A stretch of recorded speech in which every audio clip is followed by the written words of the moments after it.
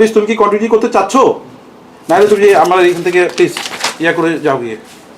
আমি নরসিং, আর এটাই আমি ছিলাম। ইংরেজি মাথায় আসতো, কিন্তু মুখে বলতে পারতাম না। We'll try our best. Within some time, I hope you will I don't get it. understand you properly. What are you saying? Client call দিলে ভয় লাগতো, কথা আটকে যেত, ওরা রাগ করতো, আর আমি চুপ করে থাকতাম। একটা সময় আমার জবই চলে যাওয়ার মতো অবস্থা হলো। সেদিন এইচআর আমার দিকে কাগজ ছুঁড়ে মেরেছিল।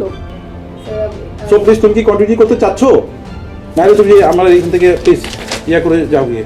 ভয় পেয়ে গিয়েছিলাম, কিন্তু সেই কাগজের পাশেই একটি স্পোকেন ইংলিশ কোর্সের লিফলেট ছিল।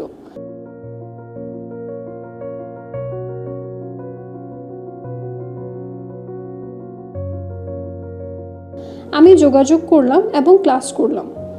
আর এখন ক্লায়েন্ট কল দিলে আর ভয় লাগে না, স্বাভাবিকভাবেই কথা বলতে পারি।